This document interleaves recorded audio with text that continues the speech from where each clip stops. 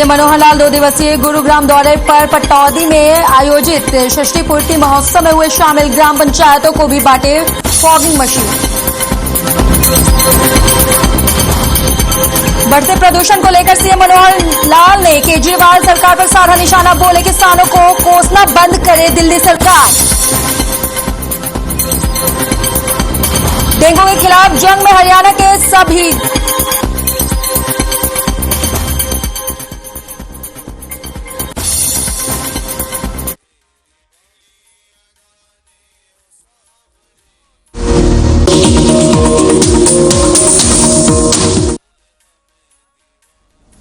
नमस्कार, आपका स्वागत करती हूं हर खबर हरियाणा में। मैं हूं आपके साथ शिखा। तो चलिए रुख करते हैं खबरों का।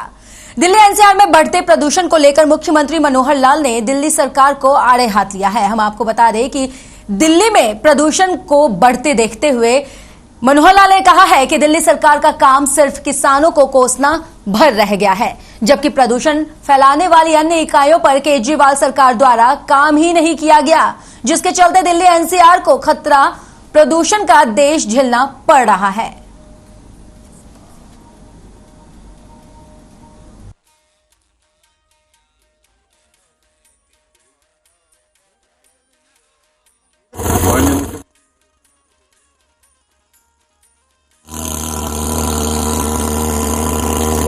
बहुत जबरदस्त तमाचा सुप्रीम कोर्ट ने मारा है उनका कि आप हर बार किसान को ही पिटते रहते हो, जबकि किसान के अलावा और इतने सारे विषय हैं जिसमें से प्रदूषण होता है, उस प्रदूषण के ऊपर आप बोलते नहीं है। यानी किसानों वाली फॉगिंग प्रणाली उसका तो हमने खूब प्रबंध किए हैं। हमने मशीनें भी बांटी हैं, हमने उनको जुर्माने भी लगाए हैं, हमने 1000 रुपया प्रति एकड़ उनको इंसेंटिव भी दिया है। हम जितना कर सकते हैं पर्याप्त किया है। बल्कि हरियाणा का और अगर पंजाब का देखें तो पंजाब और हरियाणा की पराली में कम से कम 20 गुना ज्यादा पंजाब के अंदर पराली जलाई गई है। हमारे पास डाटा रोज आ रहा, आंकड़े आ रहे हैं। हमारे 183 केस हुए पराली जलाने के और वहाँ 3200 बल्कि इससे भी ज्यादा केसेस जो है पराली जलाने के, क्योंकि अब तो सारा सैटेलाइट उसको पिक्चर लेता है।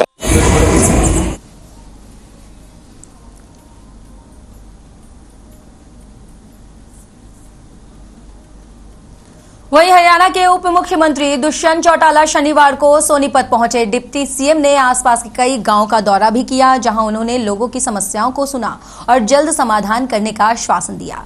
इस दौरान मीडिया से बातचीत करते हुए चौटाला ने कहा है कि सरकार किसानों से बातचीत करने के लिए तैयार है, लेकिन किसान तैयार नहीं है।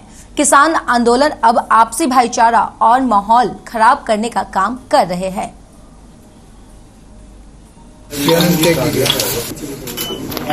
जैसे जैसे हमारे पास अवेलेबल हो रही है वैसे वैसे 22 के 22 जिलों के प्रत्येक गांव तक इस सुविधा को हम पहुंचाएंगे। ऑलरेडी 500 फॉगिंग मशीन आज 22 के 22 जिलों में डिलीवर हो चुकी है।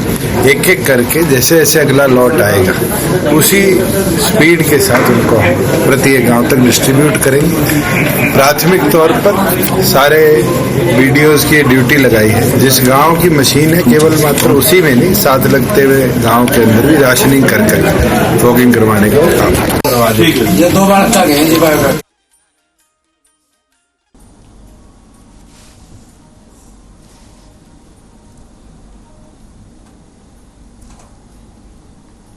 वहीं कांग्रेस की राष्ट्रीय प्रवक्ता अलका लांबा ने चंडीगढ़ में राफेल डील को लेकर केंद्र की मोदी सरकार पर आरोप की बौछार की है। इस मौके पर अलका लांबा ने क्या कुछ कहा, हम आपको सुनाते हैं।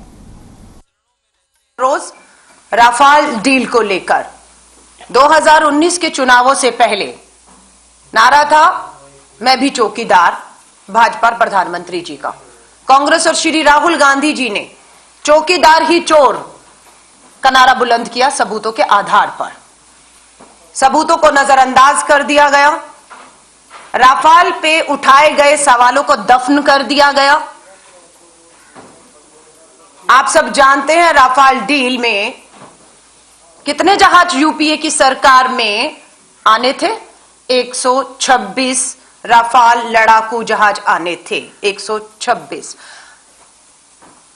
नरेंद्र मोदी जी की सरकार ने 126 से कितने पर समझौता किया? 36 राफेल पर। नंबर 1 कारण नहीं मालूम है, जरूरत जब हमारी वायुसेना को 136 जहाजों की थी, 126 जहाजों की थी, तो 26-36 पे समझौता क्यों किया गया? जवाब नहीं मिला है।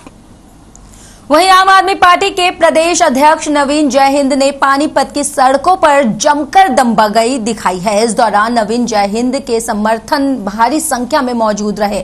पानीपत की सड़कों पर आप जिला अध्यक्ष नवीन जयहिंद और उनके समर्थकों ने जमकर हंगामा किया और हवा में धार्मिक शस्त्र को लहराते हुए गिरफ्तारी करने के लिए थाने के अंदर भी घुस गए। दरअसल पुलिस ने करीब 4 साल पुराने मामले में नवीन जयहिंद को नोटिस दिया था, जिसके विरोध में जयहिंद ने समर्थकों के साथ सड़क पर जमकर दबंगई की। वहीं पुलिस ने भी हालातों को देखते हुए आप जिलाध्यक्ष को गिरफ्तार करने से इनकार कर दिया। वहीं नवीन जयहिंद ने प्रदेश सरकार पर भी जमकर निशाना साधा है और कहा है कि अगर कांवड़ यात्रा निकालना अपराध है तो उन्हें जेल में डाल दिया जाए। इसके साथ ही प्रदेश सरकार और जयहिंद ने चेतावनी भी दी है।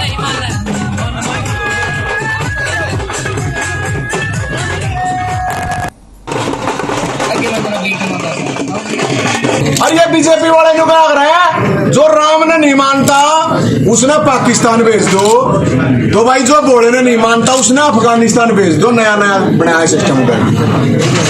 और मैं सिर्फ आप लोगों के बीच में ये कहना चाहता हूँ साथियों कि हमारे साथियों को परेशान किया गया।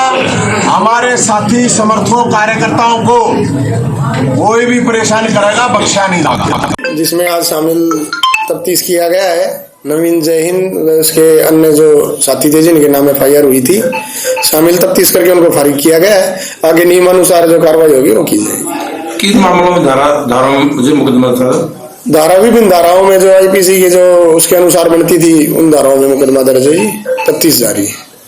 420, 67, 68, 71 और अन्य 353, 186 वगैरह IPC में मुकदमा दर्ज था। ये बेलेबल है, नॉन बेलेबल है? कुछ धारा बेलेबल, कुछ नॉन बेलेबल है, जिनमें अभी शामिल तफ्तीश किया गया है। शामिल तफ्तीश करके वहीं केंद्रीय मंत्री कृष्णपाल गुर्जर ने फरीदाबाद महानगर विकास प्राधिकरण की बैठक ली। केंद्रीय मंत्री कृष्णपाल गुर्जर ने कहा है कि फरीदाबाद का विकास अब 2041 प्लान के तहत किया जाएगा, क्योंकि जो विकास पहले हुआ है वो आगे की आबादी को ध्यान में रखकर नहीं किए गए थे। लेकिन अब फरीदाबाद की आबादी लगभग 30 लाख के करीब हो चुकी है, तो 2041 तक का हिसाब देखते हुए फरीदाबाद को डेवलपमेंट करने की जरूरत है।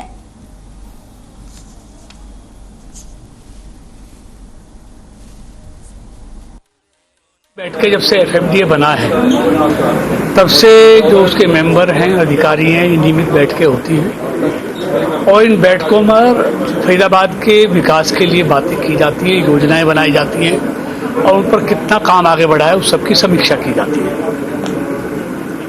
माननीय मुख्यमंत्री जी के आशीर्वाद से फरीदाबाद मेट्रोपॉलिटन डेवलपमेंट अथॉरिटी बना। हमारे यहाँ नगर निगम भी है, HSB भी है और फरीदाबाद स्मार्ट सिटी में भी। देखिए, वैसे तो सारे जितने भी हमारा नगर निगम और FMDA का जितना भी एरिया है और FMDA में जो जो चीजें गई हैं, सारी जो स्मार्ट रोड हैं, बड़ी रोड हैं या स्मार्ट सिटी की बात है, सभी पर चर्चा हुई। लेकिन मैंने तो विशेष तौर पर जो मेरे पृथला के 7 गांव इस नगर निगम में शामिल हुए पीछे, क्योंकि FMDA बना है तो निश्चित तौर पर इसका दायरा बढ़ाना पड़ता है और 7 गांव मेरे जो इसमें गए हैं विधानसभा के, उनके लिए जो सफाई कर्मचारी हैं, जो रोड हैं, ये सारे ओवरफ्लो हैं और जो रोड हैं वो टूटी हुई हैं, तो उन सारे मुद्दों पर चर्चा की है। और मैं समझता हूं कि सभी जितने भी तुम्हारे जो स्वीपर हैं या अन्य उसमें जो काम है और एक जो काम अधूरे है। देखो, प्लानिंग हुई है। मैंने तो मीटिंग में एक बात ये भी रखी कि बाकी विधानसभाओं के मुकाबले हमारी NIT 86 को FMDA में उतना मान सम्मान प्यार नहीं मिल रहा। काम नगर निगम करेगा और पैसा सारा FMDA में जाएगा, एक बात। दूसरी बात, आज मुझे बड़ी अच्छी लगी बात कि कृष्णपाल जी ने, जो हमारे शहर से सांसद भी हैं और केंद्र में मंत्री भी हैं, कि उन्होंने सरकार की जो कमियां हैं, सरकार से जो गलत काम हुए, कृष्ण पाल जी ने आज सब अफसरों के आगे भले ही अपनी सरकार की कमी उजागर की। वहीं हरियाणा के परिवहन मंत्री मूलचंद शर्मा ने बल्लभगढ़ को करोड़ों के विकास कार्यों की सौगात दी है। मूलचंद शर्मा ने सीवर लाइन सड़क, गुरुग्राम कैनाल के साथ नया रोड और पार्कों की सौगात देते हुए जनता का आभार जताया है। इसके साथ ही विकास कार्यों के शुभारंभ के लिए स्थानीय लोगों के साथ नारियल तोड़ा और वहीं परिवहन मंत्री ने मौके पर स्थानीय लोगों की समस्याओं को सुनकर जल्द निपटारा करने का आश्वासन भी दिया है। साथ ही शहर में साफ सफाई को लेकर भी प्रशासन को निर्देश दिए हैं। मंत्री मूलचंद शर्मा ने कहा है कि प्रदेश में बीजेपी सरकार बिना भेदभाव के विकास कार्य कर रहा है।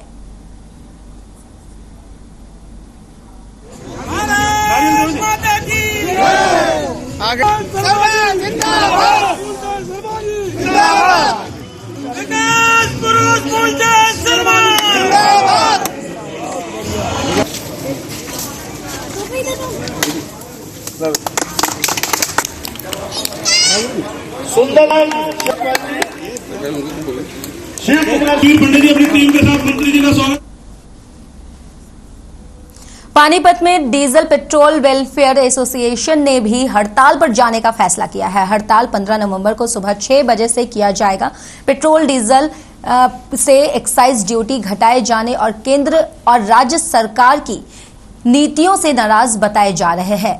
डीलरों का आरोप है कि पिछले 5 सालों से कमीशन तक नहीं दिया गया है। पेट्रोल पंप डीलरों ने बायो ऑयल के लगातार बढ़ते दाम पर लगाम लगाने, नकली डीजल पर रोक लगाने की मांग की है। इसके साथ ही डीजल एसोसिएशन ने चेतावनी भी देते हुए कहा है कि उनकी मांग नहीं मानी गई तो पेट्रोल पंप बंद कर चाबी सीएम को सौंप दी जाएगी।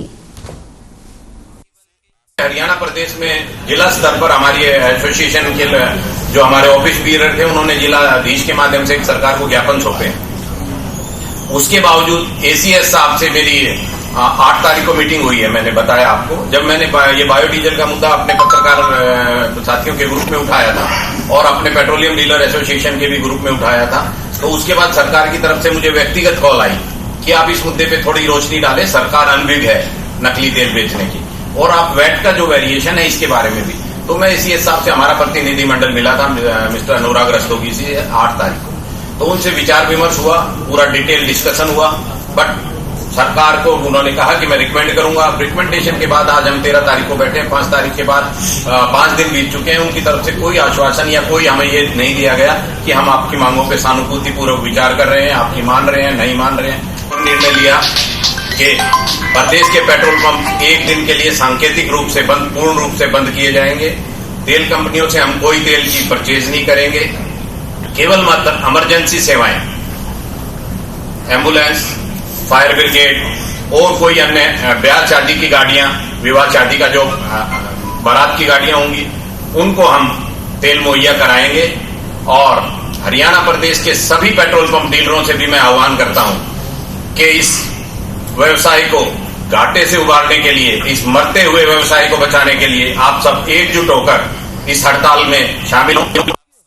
वहीं अंबाला में हरियाणा पेट्रोलियम डीजल एसोसिएशन ने मीटिंग की है। मीटिंग में एसोसिएशन ने 15 नवंबर को सुबह 6 बजे से 16 नवंबर की सुबह 6 बजे तक स्ट्राइक करने का फैसला लिया है। वहीं मिली जानकारी के मुताबिक पेट्रोल डीजल से एक्साइज ड्यूटी कम करने के बाद से व्यापारियों को भारी नुकसान हुआ है। इसके साथ ही बाजार में नकली डीजल आने की वजह से भी पेट्रोल पंप व्यवसायियों को मजबूरन नुकसान उठाना पड़ रहा है।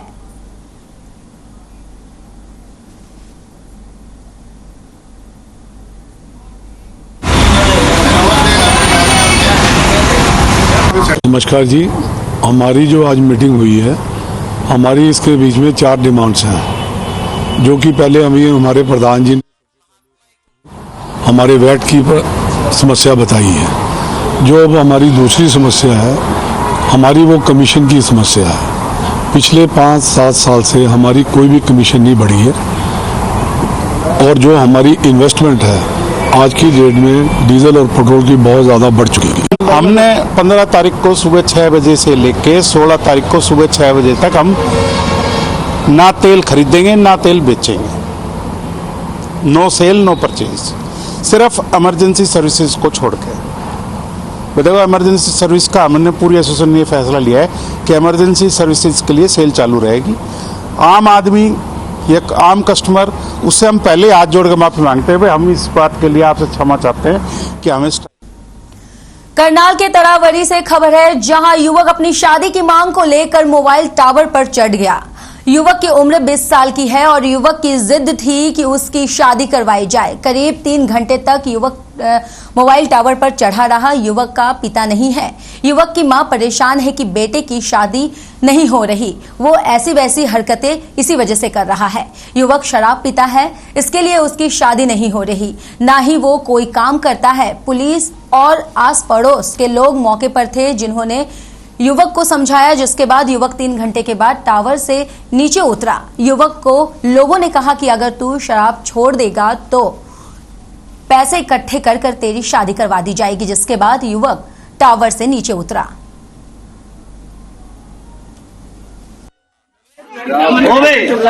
तुम अपने घर बस शराब पी रखी थी, शराब पी के अपना उल्टे काम है, काम कुछ करता नहीं।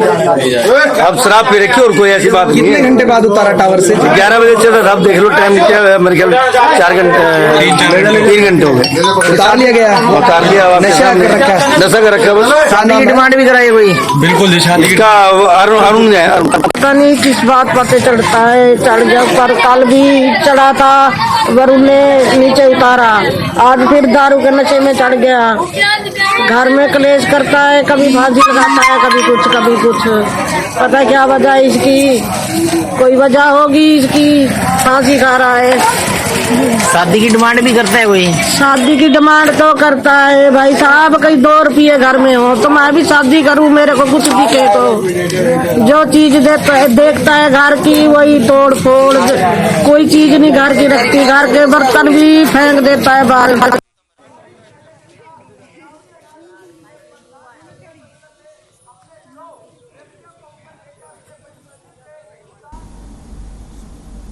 वहीं डीएपी खाद को लेकर किसानों की लाइनें आज भी लगी रही, जहां टोकन सिस्टम से किसानों में डीएपी खाद का वितरण किया जा रहा है, लेकिन किसानों के आरोप लगाया है कि हमें ना तो टोकन दिया जा रहा है ना ही खाद। प्रशासन की मंशा किसान आंदोलन को प्रभावित करना है, इसलिए हमारी ऐसी दुर्गति हुई है। डीएपी खाद को लेकर दिक्कत इसी साल आई है।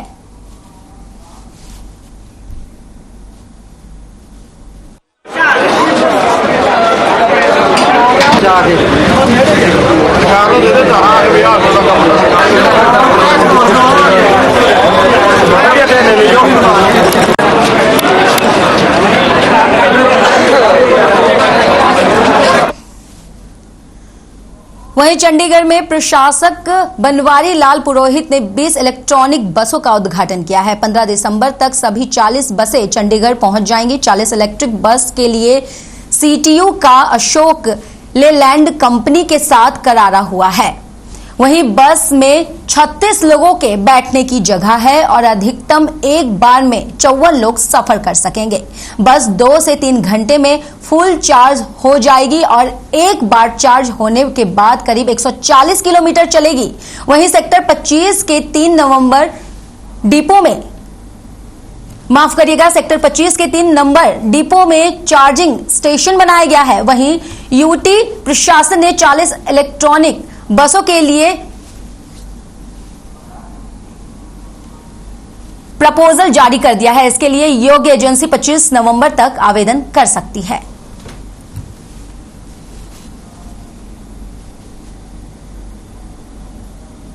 सर इसमें मैं कंडक्टर हूँ सर। तो कैसा रहेगा आपका ये? सर मैं तो बहुत एक्साइटेड हूँ इसको लेके, और पहली बार इंडिया में चल रही है इलेक्ट्रिसिटी बसें। इन्वायरमेंट के लिए बहुत अच्छा रहेगा।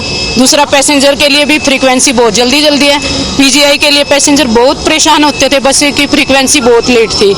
तो इसे दूसरा क्या, अंदर बैठ के देखो सर, आपको ऐसे लगता है जैसे एयरक्राफ्ट ऐसे बोट में बैठे हो, बिल्कुल साउंडलेस है, कोई भी आवाज नहीं है सर किसी भी तरह की। आज गवर्नर साहब हमारी इलेक्ट्रिक बसेस का इनॉग्रेशन करेंगे।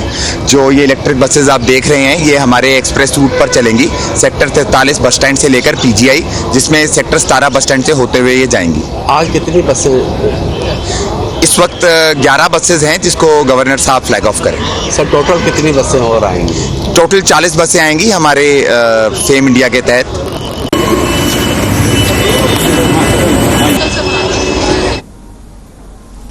वहीं कनीना के एसडी वरिष्ठ माध्यमिक विद्यालय ककराला में कला संगम कार्यक्रम का आयोजन किया गया। कार्यक्रम में अटेली से विधायक सीताराम यादव ने बतौर मुख्य अतिथि शिरकत की। कार्यक्रम में अतिथि प्रमोद शास्त्री का भी मौके पर मौजूद रहे। वहीं छात्रों ने फूल माला देकर स्वागत किया। आपको बता दें कि सीताराम यादव ने दीप प्रज्वलित कर मां सरस्वती को पुष्प अर्पित भी की है। वहीं एसडी वरिष्ठ माध्यमिक विद्यालय के चेयरमैन जगदेव यादव भी मौजूद रहे। इस दौरान स्कूली छात्रों ने रंगारंग कार्यक्रम की प्रस्तुति भी की है।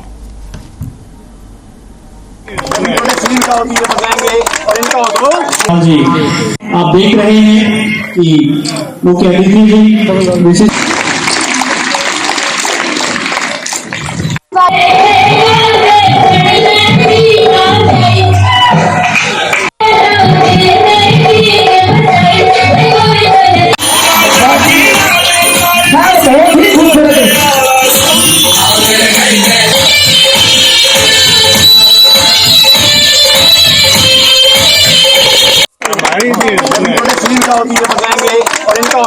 हाँ जी, आप देख रहे हैं कि मुख्य अतिथि जी विशिष्ट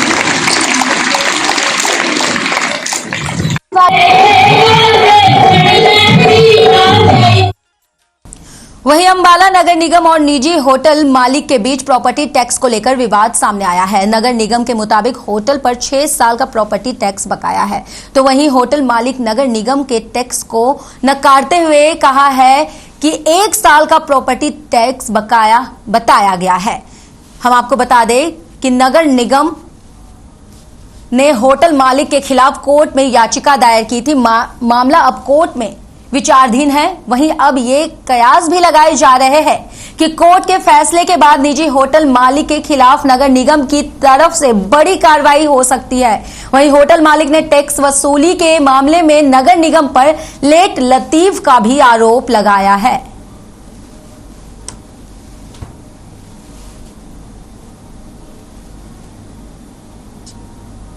देखिए, नगर निगम को जो टैक्स जाते हैं व्यापारियों से, उस रिगार्डिंग ये केस था और ये पिछले साल कोर्ट ने इसमें स्टे दे दिया था और एक जजमेंट के बिहाफ पे दिया था। उसमें ये था कि कोई भी डिपार्टमेंट हो, वो जो रिकवरी है वो एट प्रेजेंट करे, कोई लिंगर ऑन ना करे, क्योंकि सभी को मालूम है गवर्नमेंट डिपार्टमेंट्स की जो हालात हैं वो लेट लतीफी के कारण जो प्रॉब्लम्स आगे व्यापारी को फेस करनी पड़ती है वो बहुत क्रिटिकल है।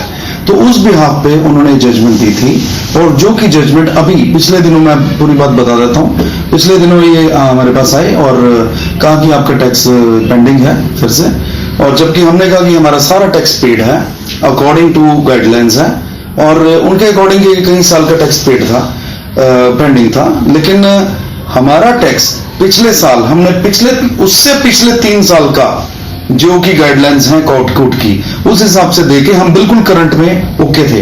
हमें सिर्फ पिछले कोरोना काल का टैक्स देना है, अगर वो जो भी बनता है जैसे भी डिसाइड है, और प्लस करंट में तो अभी टाइम है।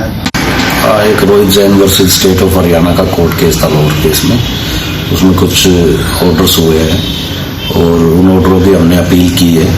उस जो भी फैसला होगा हायर कोर्ट्स का,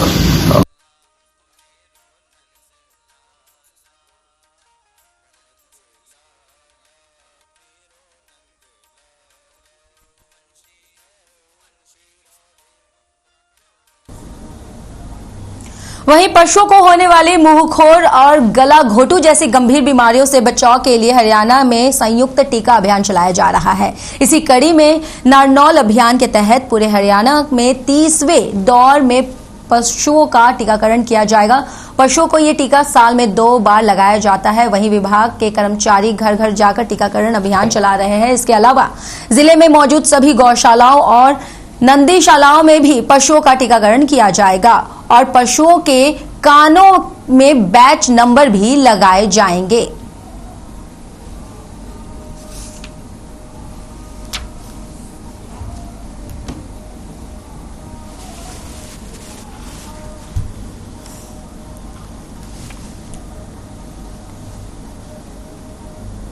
वहीं पलवल में 37वीं नेशनल योगासन प्रतियोगिता महर्षि पतंजलि योग संस्था एवं जिला योगा एसोसिएशन पलवल के तत्वाधान में जाट धर्मशाला में आयोजित की गई है, जिसमें अलग अलग राज्यों के करीब 250 योग खिलाड़ियों ने भाग लिया। 3 दिवसीय प्रतियोगिता के पहले दिन शनिवार को दीप प्रज्वलित करके किया गया है। इस अवसर पर हवन यज्ञ किया गया और योग खिलाड़ियों ने योग क्रियाएं दिखाकर लोगों को योग के बारे में जागरूक किया।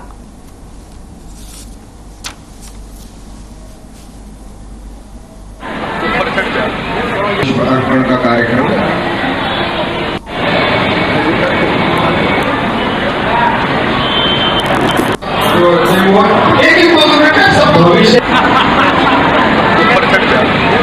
अर्पण का कार्यक्रम।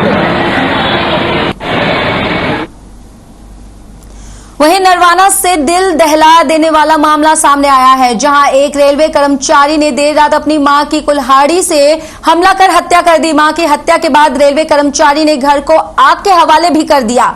इसके बाद नरवाना कुरुक्षेत्र रेलवे ट्रैक पर Jaipur Chandigarh intercity express train के आगे आकर खुदकुशी कर ली। वहीं घटना की सूचना मिलने की जीआरपी और स्थानीय पुलिस ने मौके पर पहुंचकर जांच पड़ताल शुरू कर दी है। दूसरी तरफ घर में आग पर फायर ब्रिगेड ने काबू पा लिया है। मिली जानकारी के मुताबिक युवक अजय मानसिक रूप से परेशान बताया जा रहा है। वहीं पुलिस ने शव को कब्जे में लेकर पोस्टमार्टम के लिए भेज दिया है।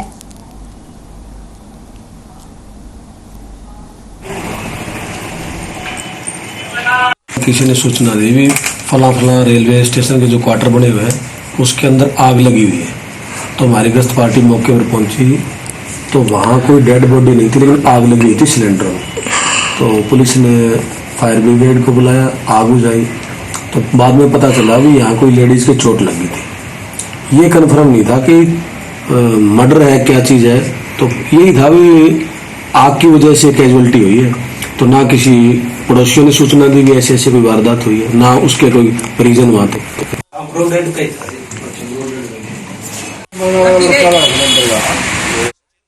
वहीं इंद्री हलके के गांव बयाना में सरदार वल्लभ भाई पटेल पुस्तकालय का उद्घाटन किया गया। उत्तरी हरियाणा बिजली वितरण निगम के सौजन्य से पुस्तकालय उद्घाटन कार्यक्रम का आयोजन किया गया। पुस्तकालय का उद्घाटन उत्तरी हरियाणा बिजली वितरण निगम के चेयरमैन और अतिरिक्त मुख्य सचिव पीके दास ने किया है। इस मौके पर इंद्री के विधायक राजकुमार कश्यप भी मौजूद रहे।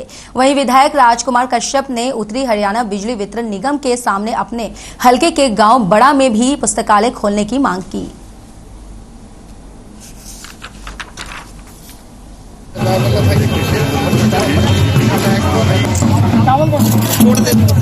कर लिए यार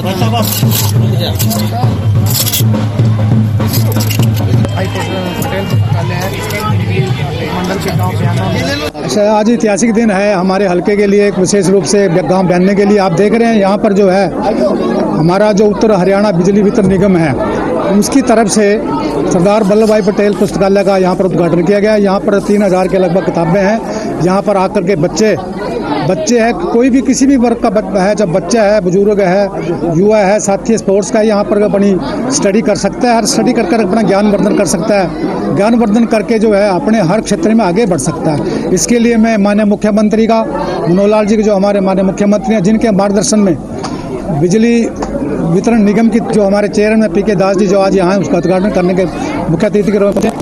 देखो 6000 गांव जगमग गांव है, 6000 लाइब्रेरी अभी तो फिलहाल खोलने की मैं नहीं सोच रहा हूँ, लेकिन जो बड़े गांव हैं वहाँ लाइब्रेरी अगर खुल जाएंगे तो वो आसपास के जो बच्चे हैं वहाँ आके भी पढ़ सकते हैं। तो इसमें दूरी का भी ख्याल रखा गया है या हर गांव में खुल सकता है? अभी तो शुरुआत है, अभी इतना सोचा नहीं है, बड़े बड़े गांव देखे कर रहे हैं। जब बहुत ज्यादा खुलने की बात आएगी तब देखेंगे कि हर 5-7 गांव में खुल जाए, उस तरीके से सोचे। तो डिजिटल लाइब्रेरी बोला गया है सर, इसमें डिजिटल तरीके से कैसे काम होगा, एक बार थोड़ा और बता दें, दर्शक जानना। इसमें कंप्यूटर है, हाँ जी, कंप्यूटर में भी ई बुक होगा जी, और इंटरनेट के जरिए भी अगर कोई चीज पढ़ना चाहते हैं तो वो भी। फिलहाल खबरों में बस इतना ही। मुझे इजाजत दें, नमस्कार।